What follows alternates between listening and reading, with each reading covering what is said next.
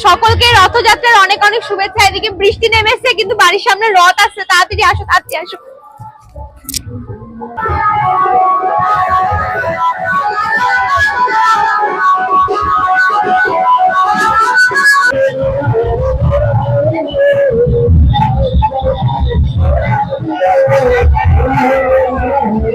তোমাদেরকে তো বললামই এখন রথের মেলায় যাব, কিন্তু একটা ইমার্জেন্সি হওয়ার কারণে এখন ইমিডিয়েট ডক্টরের কাছে যেতে হবে।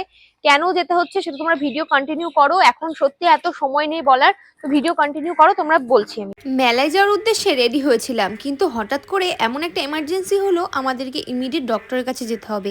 আর দেখো চারিদিকে কত সুন্দর করে সাজানো হয়েছে, আর সকাল থেকে বৃষ্টি আর বৃষ্টি। তবে যেতে যেতেই কিন্তু ছোট্ট একটা রথের দর্শন হয়ে গেল, যেগুলো বাচ্চারা টেনে টেনে নিয়ে যাচ্ছে। বিকেলবেলা বৃষ্টি থামার পরই আমরা রেডি হয়ে নিয়েছিলাম মেলায় যাওয়ার উদ্দেশ্যে। তারপর বাড়ির সামনে দেখলাম রথ যাচ্ছে, তাই বাড়ির সামনে রথ দর্শন করে মেলায় যেতে যাব, সেই মুহূর্তেই একটা বিপদ হয়ে গেল। এখনই আমাদেরকে ইমিডিয়েট ডক্টরের কাছে যেতে হবে। আর এই যে এটা হচ্ছে আমাদের বাতকুল্লার রথ। জগন্নাথ দেবের রথযাত্রা শুরু হয়েছে আজ 7 দিন হয়ে গেল, আর আগামীকাল কিন্তু উল্টো রথ। বেশ কিছুদিন ধরে ভীষণ ব্যস্ততার জন্য একদমই ভিডিও করা হয়নি।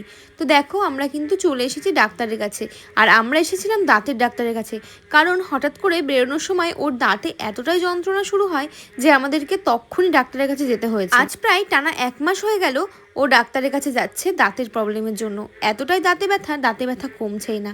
তবে আজ একটু বেশি বাড়াবাড়ি হয়ে গেছিল, সেই জন্য চটপট আমরা চলে গেছিলাম। তারপর এখন আমরা যাচ্ছি মেলার উদ্দেশ্যে, আর দেখো কত পরিমাণের বৃষ্টি হয়েছে, পুরো জল আর জল। আর যেতে যেতে আরেকটা রথ দর্শন করলাম, তারপরে দেখো আরেকটা রথ দর্শন করলাম। এই বছর বাতকুল্লায় এত পরিমাণে রথ হয়েছে, যেই অলিগলিতে যাচ্ছি সেখানেই রথের দর্শন পাচ্ছি।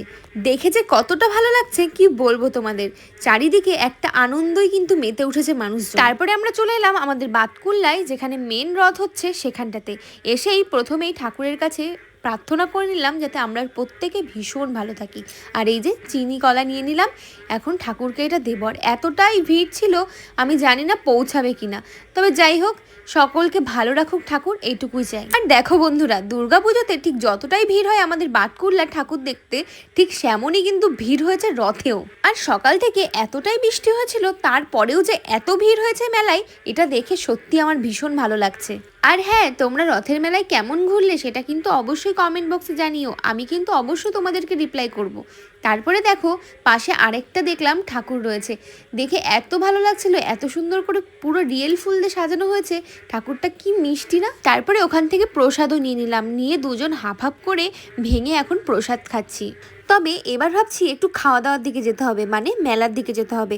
তবে এতটাই ভিড়, একটু ভয় ভয় লাগছিল যে কি করে ঢুকবো। তারপরে আরেকটা সাইডে অন্য একটা রাস্তাতে ঢুকতে গিয়ে দেখি বৃষ্টির কারণে এতটাই কাদা হয়েছে যে হাঁটাই যাচ্ছে না, পুরো পিছলে আর প্রচণ্ড স্লিপ কাটছে, যেন মনে হচ্ছে পড়েই যাব।